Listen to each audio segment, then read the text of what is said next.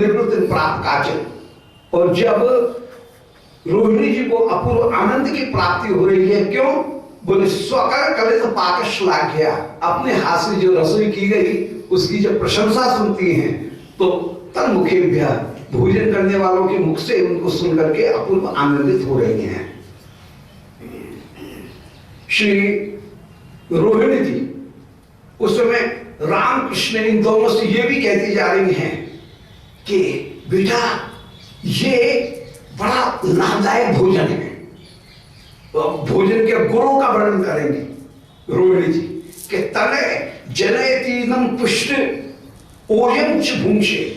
बोले ये जो मैं सामग्री परोस रही हूँ, ये जो लड्डू परोस रही हूँ, ये लड्डू शरीर को पुष्ट भी करता है और इंद्रियों में आंखों की ज्योति बढ़ाता है, ओज बढ़ाता है, कान की सुनने की शक्ति बढ़ाता है।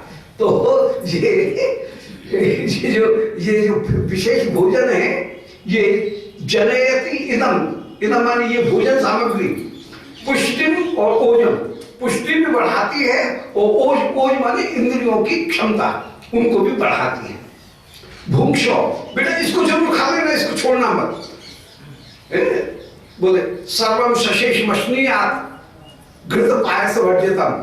शास्त्र में उल्लेख किया गया, धर्मशास्त्र में, कि सब चीज को, गृहस्थी को थोड़ा थोड़ा छोड़ करके खाना चाहिए, एकदम पातल साफ करके नहीं खानी चाहिए गृहस्थी के लिए, परंतु घी और खीर इनको पूरा साफ करके जाना चाहिए। सर्वम सशेष मछलियां, सब चीज थोड़ी थोड़ी छोड़ करके जानी चाहिए। और परंतु घृत पायस वर्जितम, घी और खीर इनको छोड़ा नहीं जाएगा, इनको पूरी तरह से साफ। कहते वो खीर बेटा छोड़ा नहीं, मैया को गाली लगे। हाँ, खीर नहीं छोड़ा, खीर छोड़ने से मैया को गाली लगेगा। तो घृत पायस वर्जितम, तो ये चीज पुष्ट करने वाली है, ये चीज जो है वो ओज को बढ़ाने वाली है, और सब चीज छोड़ दो, उसकी कोई बात नहीं। सबके नियम है, माने गृहस्थी जो है उसके भोजन में ये नियम कहीं रखा गया कि वो थोड़ा थोड़ा छोड़ेगा, पातल में को छोड़ेगा अवशिष्ट, परंतु सन्यासी महात्मा उनके लिए कहा कि नहीं, उनको पूरा साफ करना है और छोड़ना नहीं है। दोनों चीजों का माने एक नियम है। शास्त्र में अलग अलग विधान अधिकार भेद से कहीं भोजन के नियम वर्णन किए गए।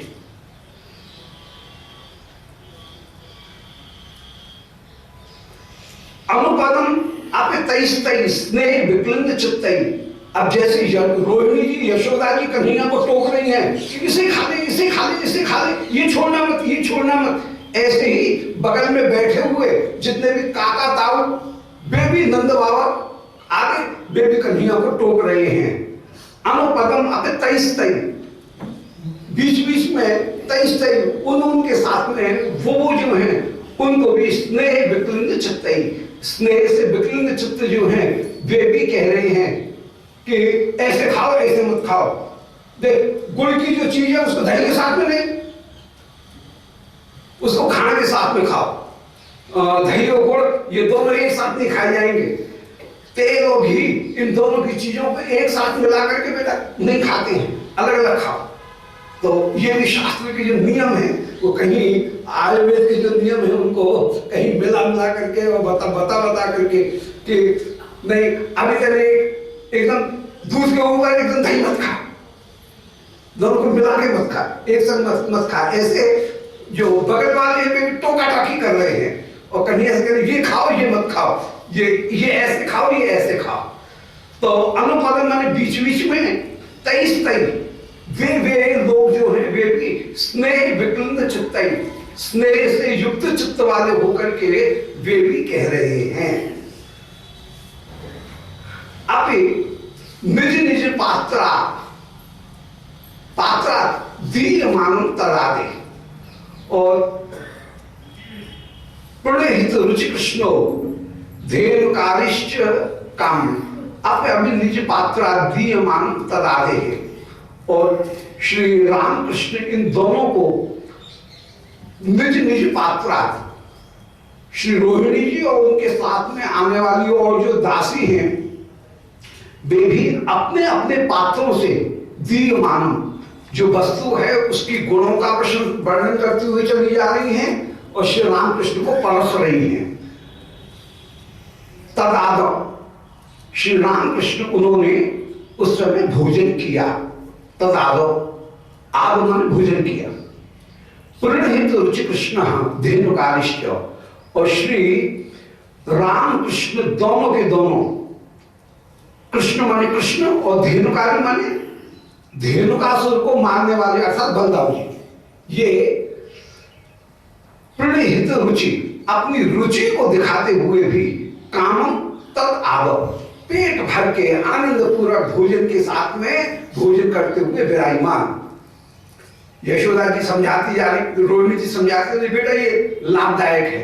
और भोजन करते समय भी भोजन करने वाले को ये विचार करके भोजन करना चाहिए कि इदम मह्यम रुचते, और ये मेरे लिए हितकर है।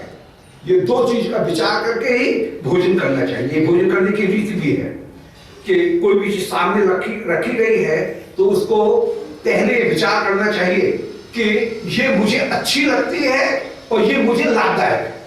ये दोनों विचार पूर्वक फिर भोजन करना चाहिए। तो श्री रामकृष्ण को ये दोनों विचार उत्पन्न भी कराए जा रहे हैं। मैया, दोनों मैया है और पास में बैठे हुए नंद बाबा इत्यादि वे सब कन्हैया को इस बात का बोध भी कराते हुए चलाते हैं कि बेटा ये तुझे अच्छा लगे, बहुत अच्छी है, बहुत अच्छी है, इसको इसके साथ में मिला करके खा तो ये अच्छा लगेगा। समोसा है, कचौड़ी है और उसको कहीं चटनी के साथ में मिला के खा, ये जैसे बता रहे हैं तो ये अच्छा लगेगा, इसका इसके साथ में जोड़ है, ऐसे मिला करके भी बताते हुए विराजमान हो रहे हैं। तो अपने निज निज पात्रा दीयमान तदादा, और श्री नंद बाबा भी अपने पात्र से भी कोई चीज जो है उसको कन्हैया को खिलाते हुए, अपने अपने पात्रों से भी, अपने हाथ से भी कन्हैया को खिलाते हुए विराजमान हो रहे हैं। बेटा ये खा ले, ये खा ले, ऐसा कहकर के अपने हाथ से भी परोसते हुए विराजमान हो रहे हैं, खिलाते हुए विराजमान है। तो निज निज पात्रा अपने अपने पात्र से भी कन्हैया को खिलाते हुए विराजमान हो रहे हैं। और तदादव उस समय श्री कृष्ण भोजन करते हुए विराजमान हो रहे हैं। प्रणहित रुचि कृष्ण अपनी रुचि उनको प्रकट कर रहे हैं। धेनुकारिष्ट कामम, और धेनुकारी माने श्री बलदाऊ वे भी अपनी रुचि को प्रकट करते हुए, काम माने पर्याप्त मात्रा में अपनी रुचि को प्रकट करते हुए तत् आदव उसको खा रहे हैं। बीच बीच में रोहिणी जी कन्हैया को टोक रही हैं कि त्वम ऐ कियत अशानो इति, अरे तेरे कितनों सा खाए हो, कुछ खाए क्यों नहीं है भाई, ऐसे कह करके श्री रोहिणी जी उस समय कह रही हैं कि त्वम ऐ, बोले अरे कन्हैया कियत अदा अशानो, अरे तेरे कितनों सा खाए हो, अरे खा ले, पेट भर के भोजन कर ले, भोजन कर ले, कियत अशानो, अभी तूने खाया ही कितना सा है। ऐसा कहकर के अक्षभंगई को मात्रा सदस्य पितृपितव्य शश्वत उक्तो गिराती, श्री यशोदा जी तो जो केवाड़ की ओट में बैठी हुई है रसोई में, क्योंकि सामने परोसने आई नहीं है, क्योंकि उस समय जेठ भी बैठे हैं, दो जेठ बैठे हुए हैं, उपनंद और अभिनंद, ये यशोदा जी के जेठ हैं तो जेठों के सामने आएंगे नहीं, इसलिए श्री यशोदा जी तो केवल की ओट में बैठ करके कन्हैया से वहीं से आंख दिखा खाले खाले भीतर से बैठी हुई यशोदा जी कह रही हैं। सो तो हम अरे कियत अशानो, अरे तेरे कितनों सा खाए हुए, ये भीतर से कह रही हैं। वो भी कैसे, अक्षभंगी, वो आंखों के इशारे से ही भीतर से कह रही हैं। और सदस्य पितृव्य, और सभा में पितृव्य जो बैठे हुए हैं, नंद बाबा, श्री उपनंद इत्यादि, वे शब्द सह कन्हैया से कह रहे, बेटा नहीं नहीं आप तो खाओ, अभी तक खाए कितना, पेट भर के खाए हो, पहले पेट भर जाए तब उठियो, ये उठने की जल्दी नहीं, अभी भागने की जल्दी नहीं, चैन से बैठ के खा दो।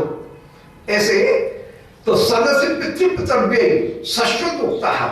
पितृपितृव्य ये निरंतर निरंतर गिराती वाणी के द्वारा भी कृष्ण को जबरदस्ती बैठा बैठा करके और जबरदस्ती आग्रह कर करके खिला रहे हैं। सपद यद अभुक्त पूर्ण तेन तृप्ति, कन्हैया ने जो खाया उससे साथ में बैठे हुए व्यक्तियों की भी तृप्ति हो रही है। खुद खा रहे हैं इसकी से तृप्ति नहीं है, कन्हैया खा ले तो बैठी हुई पूरी पंगत उसकी तृप्ति हो रही है।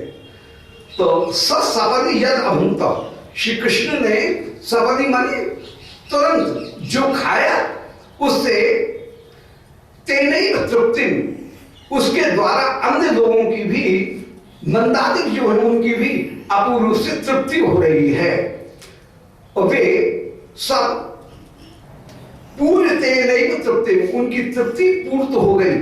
निश्चित शाम सद्य आधार मात्र, अब जो निशी जो पास में बैठे हुए हैं वे कैसे हैं? तद शाम सद्य आचार मात्र, उनका पास में बैठे रहना वो तो केवल आचार मात्र है, माने केवल सदाचार है।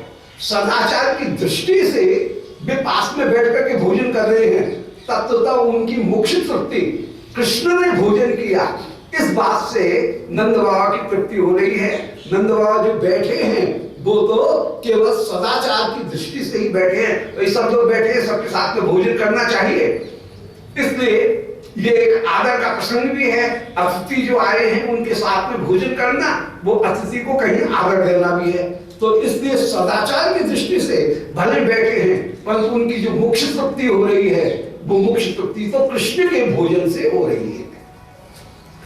कन्हैया ने भोजन कर लिया, इससे तृप्त हैं, और तो बस खाली बैठे हुए हैं, ही हा हो रहा है, बस गप्पबाजी हो रही है, थोड़ा बहुत कुछ खाया खा नहीं खाया, पर कन्हैया खा लिया, उससे सब लोगों को जैसे तृप्ति हो गई। बहुत बढ़िया, कितनी सुंदर। ये एक अलंकार होता है स्वभावोक्ति। स्वभावोक्ति अलंकार वहां माना जाता है जहां किसी व्यवहार का या स्वाभाविक आचरण का जहां वर्णन किया जाता है, और प्रेम के स्वाभाविक आचरण का यहां पर वर्णन किया गया कि जो साथ में बैठे हुए हैं उनको कृष्ण के भोजन करने पर जो संतोष हो रहा है वो स्वयं अपने मुख में भोजन करने से उनको वैसा संतोष नहीं है जैसा संतोष कृष्ण को भोजन करने पर उनको हो रहा है। तो निशी माने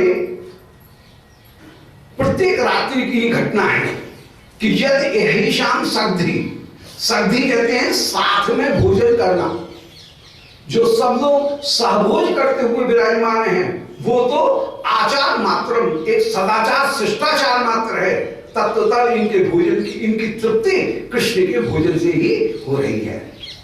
दोबारा सुन लें।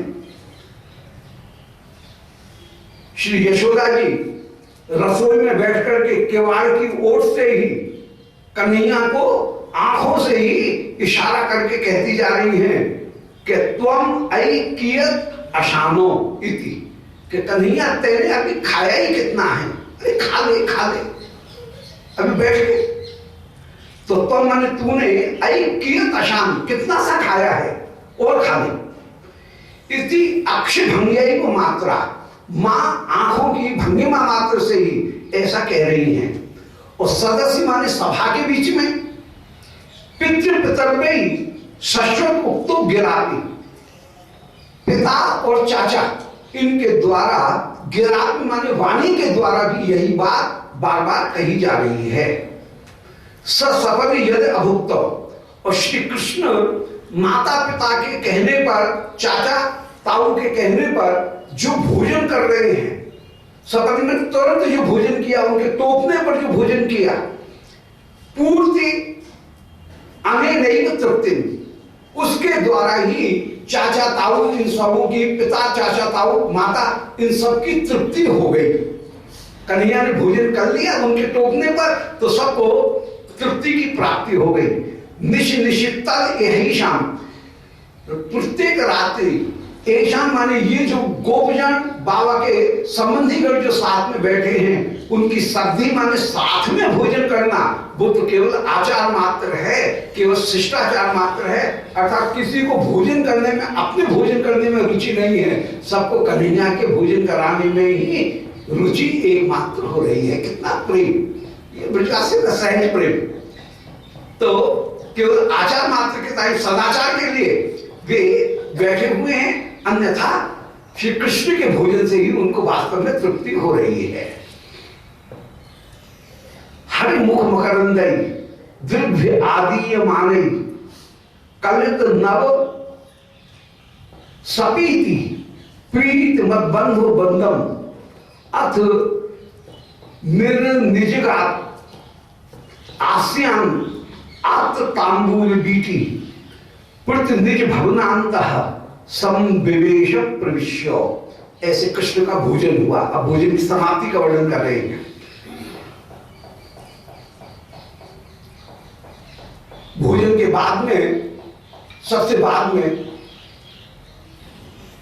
कहीं पाचन के लिए सुंदर दही, भोजनांदे पे तक्रम, शास्त्र की कहीं रीति भी है कि भोजन के बाद में दिन में तो तक्रपान करना चाहिए और रात्रि को अमिया का पानी या वो जो कट्टे है उसको थोड़ा सा कोई खट्टी चीज, वो जीरा और जलजीरा उसको भोजन के बाद में भोजन के पिया जाए। तो ये यहाँ पर उसी का वर्णन कर रहे हैं। दिन में नियम है मठा पान करने का भोजन के बाद में, भोजनांत तक्रम, धर्मशास्त्र में कहीं ऐसा उल्लेख किया गया। और रात्रि के समय कोई खट्टी वस्तु जलजीरा, उसको भोजन के बाद में कहीं पीना चाहिए।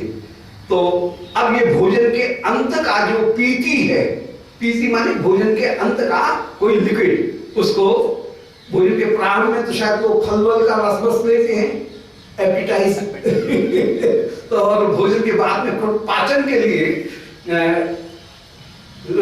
डाइजेशन के लिए माने कुछ लिया जाएगा, और उसका वर्णन कर रहे हैं कि हर मुख मकरंद, श्री कृष्ण के मुख रूपी मकरंद से युक्त और दिव्य आदि माने, और नयनों के द्वारा भी आदि मानव माने जिसको ग्रहण किया गया है, ऐसे कलित नव सपीति,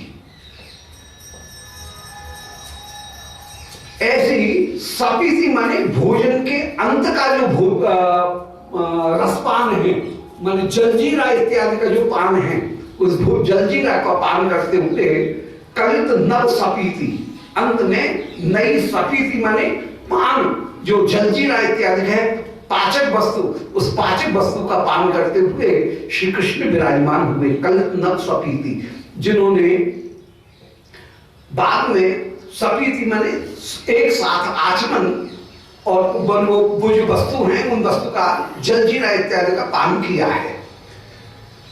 प्रीत मत बंधु वृंदम, ऐसे सारे बंधु वृंद प्रीति से युक्त होकर के विराजमान हुए, और उन्होंने बंधुवर्ग ने अपनी दृष्टि द्वारा सेवकों के द्वारा दिए जाने वाले भोजन के अंत के रसपान को और श्री कृष्ण के मुख मकरंद उनसे युक्त करके, अर्थात कृष्ण का मुख दर्शन करते हुए सबने मुख दर्शन से भी आनंदित हो रहे हैं, और जो दिया गया है रसपान, उस रसपान का पान करके भी सब अत्यंत अत्यंत आनंदित हो रहे हैं। और उन्होंने मकरंद पान, उस सपीति का माने अंतिम जो जलपान है, रसपान, उस रसपान को सबने संपादित किया। जलजीरा इत्यादि अंत में पी करके सब विराजमान हुए। तो हरिमुख मकरंदे, वो जलपान कैसा है, रसपान कैसा है, श्री कृष्ण के मुख के मकरंद से युक्त है, और दिव्य आदि मानव, जहां पर नयन उनके द्वारा भी दिया गया है, मान नौकरों के द्वारा भी दिया गया, और दृष्टि उनके द्वारा दृढ़ भी आपीय मानम। श्री कृष्ण के मुख मकरंद का तो नयनों के द्वारा पान कर रहे हैं और रस का जिह्वा के द्वारा पान कर रहे हैं, ये कहने का तात्पर्य। हरिमुख मकरंदम दृढ़, कृष्ण के मकरंद का तो दृढ़ माने नयनों के द्वारा पान करते हुए विराजमान है। दृढ़ आदि मानम, नेत्रों के द्वारा जो आपीय मानम पिया जा रहा है, तो कृष्ण के माधुर्य का तो नयनों के द्वारा पान करते हुए, और कलित नव सपीति प्रीति मत बंधु वृंदम, प्रीति युक्त जो बंधु वृंद हैं उन्होंने सपीति माने उस जलजीरा आदि का पान, कलित माने पूरा किया। जल जो रसपान है वो रसपान कलितम, वो रसपान कहीं कर लिया, पूरा किया, ये कलित ही क्रिया है। समस्त बनाकर के इसको प्रस्तुत किया गया है। तो कलित नव स्वपीति ही, रसपान उनको संपादित किया, रसपान कर लिया। इसके बाद में अथ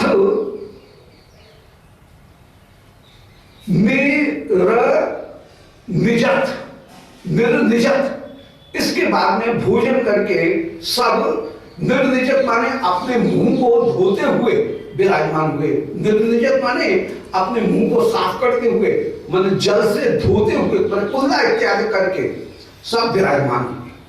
अतः निर्निजत, इसके बाद में मुख धोकर के सब विराजमान हुए, और मुख धोकर के आप्त तांबुल बीटी, सबने तांबुल बीटी, मुख शुद्ध तांबुल जो है उनको सबने खाया है। प्रति निज निज भगनांतः सम्यवेश प्रविश्य, और फिर सब एक दूसरे से मिलकर के गप लगाते हुए फिर सब अपने अपने भवनों में, अपने अपने शैया भवनों में सब भोजन करके सब पधारे। निज निज भवनांतः, अपने अपने भवन में समविवेश, सब लोग, विवेश माने शयन कर रहे हैं, प्रवेश माने प्रवेश करके, सबने प्रवेश किया और वहां पर सब लोग विश्राम करते हुए विराजमान।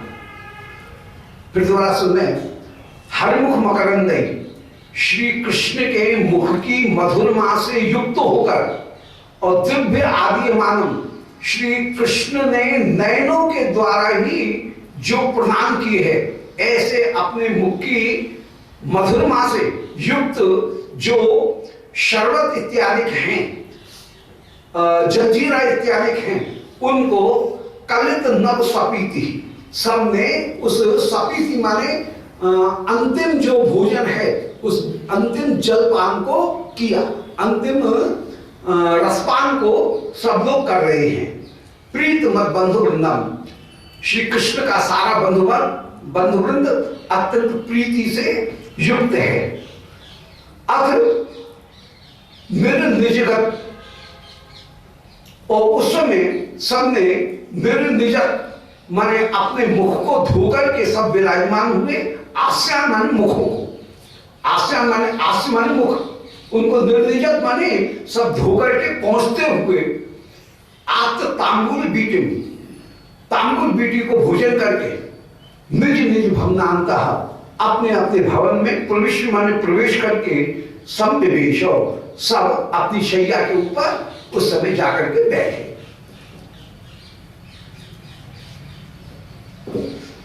अब अधि बल अधि बल भी वलक्ष्य लक्ष्मणे पुष्पतल्पे हसितास्यै आवृतस्वै वयस्यै यद अवदत्